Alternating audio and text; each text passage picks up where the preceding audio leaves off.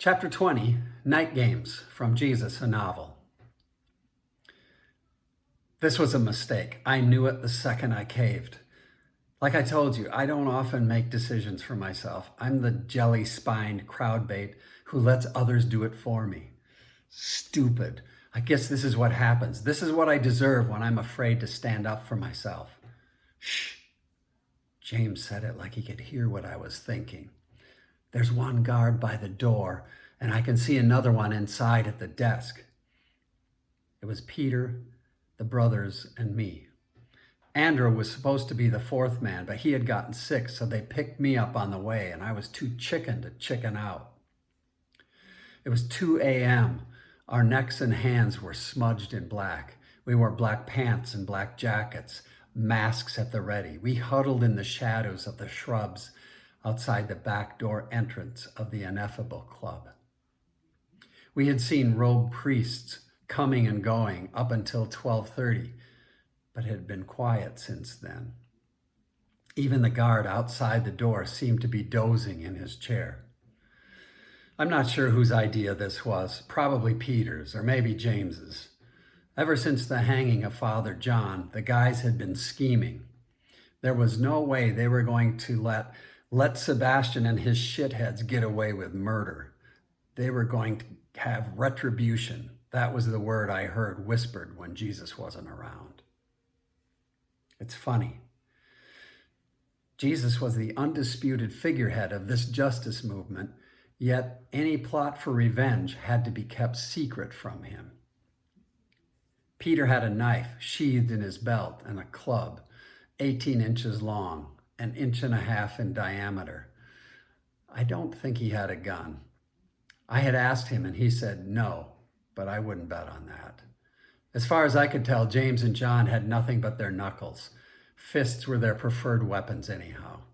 And from what I had heard, they had provided more than their share of patients to various ERs around the city, patients needing stitches to patch up what the Knuckles brothers had thrown down. I had nothing, no knife, no club, no skills, and no courage. I'll take the guard on the outside, then you guys slip in and get the one on the front desk. Kid, you stay in the front entry area and warn us if anyone else comes along. We're going to go mess up the halls of the high and mighty. Ready? The brothers nodded. We all pulled our masks over our faces. For Father John. Even though through the mask, I could feel the smile on James' face, like he had just stepped into a roller coaster ride and was joyfully anticipating the impending thrill. We were in his amusement park now. Peter stepped out of the shadows and walked up to the guard. Hey man, how's it going? Asked Peter as he pulled the club from his belt.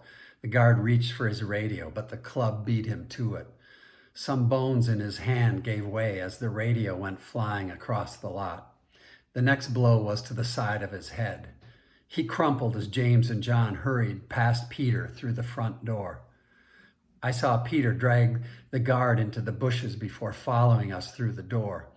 As soon as we were inside, the guard behind the desk started to pull open a drawer, but James was already airborne.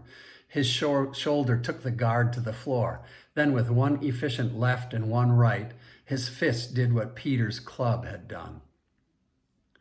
As the guys were leaving to do their thing, Peter handed me a small Derringer and said, if anyone comes along, fire a shot into the ceiling and we'll come running. Then they were gone, off to do whatever damage they could in 2 or 3 minutes. I was shaking. I pushed a piece of furniture in front of the door as they had instructed me. The gun felt awkward in my hand, but in light of our situation, I made no move to put it down. I didn't want to stand in the front area, visible through the window, so I walked down one of the hallways. It was wide and plush with heavily decorated doors, about 20 feet apart. The doors had numbers on them.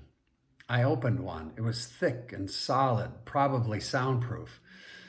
I was surprised to see what looked like a sex suite, complete with various toys and tools.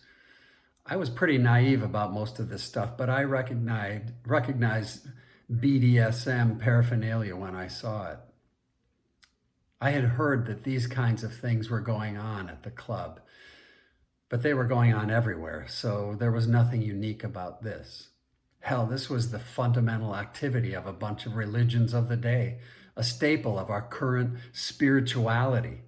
One more reason to question religion. Back in the hallway, I heard a couple of distant crashes as the boys went about their business. Then I heard something else, very faint. It sounded like the cry of a little girl. It was coming from the room next room across the hall. Without thinking through the implications, I reached for the knob. The instant I cracked the door open, a cry became a scream. I saw a middle-aged man on top of a little boy, naked, maybe 11 or 12.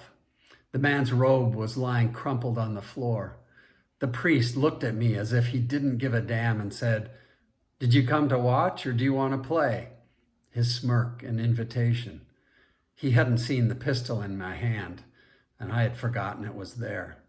He went back to molesting the little boy as if my presence was inconsequential. The boy, now quiet, looked at me with fright, his eyes begging for help. He reached his hand toward me, and I saw his slave number.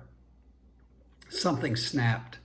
I have never felt rage, a burning, uncontrollable hatred, but in that instant, my domesticated conscience ripped at the seams and I went medieval. I tore the priest off the boy. He fell to the floor and I began stomping on his head like firing pistons. I couldn't stop. Then, as if the nerve endings in my arm informed my brain of their intentions, I felt the gun in my hand raise on its own till it aligned with the priest's head. I don't remember pulling the trigger, but in my mind, I can still see the hole it left. It's burned into my gray matter, a shadowy profile every time I close my eyes. The boy had slipped past me and was gone. When Peter and the brothers heard the gunshot, they came running. I was frozen and couldn't speak. They tell me that they carried me out and brought me to James and John's apartment. It took an hour for me to undo the shock and begin to see and hear. They had doused me in water, wrapped me in blankets, slapped me a few times, till finally the tears started to flow. Then they wouldn't stop. I told them what had happened, and they tried to reassure me that I had done the right thing. I know they meant well, and they were trying to make me feel better, but I had just succumbed to the economy of retribution, and all I felt was numb. I didn't feel better. I felt nothing. And that is probably what scared me the most. I was now the med student with blood on his hands. I had taken life, not given it. In one act, I had gone from a timid coward to a killer. I murdered a man.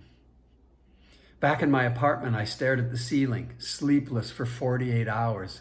My mind raced. My scattered thoughts banged into one another like delinquent asteroids, each exploding as it landed, preventing any cohesive strand of rationality. One fear led to the next. One regret piled upon another. I wish I had stayed in school. I wish I had never joined this damn tribe. I wish I had never met Peter. I wish I had refused his gun. I wish I had the balls to say no. I wish I had never been born. I wish I was dead. I wish I had never met Jesus.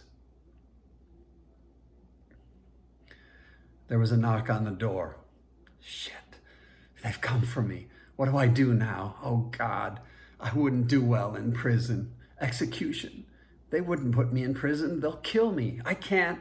Philip, it's Maddie. Maddie. With great effort, I pulled myself out of the fetal position, scraped myself off the floor, and stumbled toward her voice. She had forced Peter to tell her what had happened and came looking for me. The door opened and she caught me. I fell on her like a rag doll and cried. Philip, look at me. It's done. He deserved to die. I know. That doesn't mean that we should be the one to carry it out. Believe me, I have dreamt of 1,001 ways that I would like to kill the governor, but when it comes right down to it, I'm not sure I could do it. She held my face in her hands. Her eyes were so full of compassion, as only someone who has walked through equally deep waters can understand.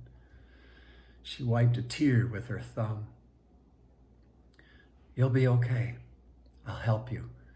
We can get through this together. She smiled. I felt my pulse normalize a bit. I've been watching the news, she said. They have no idea who broke into the club.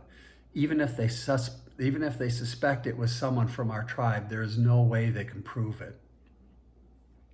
Luckily, Peter had retrieved his derringer that I had used that night. I had dropped it on the floor after I had taken the shot. They had also burned my shoes and my clothes to get rid of any evidence that might implicate us.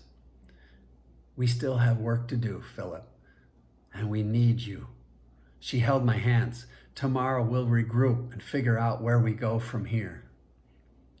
She walked me to my bed and lay me down. I was exhausted. She kissed me on my forehead and turned to walk out, then came back and lay down beside me. She held me and I found sleep for the first time in 2 days.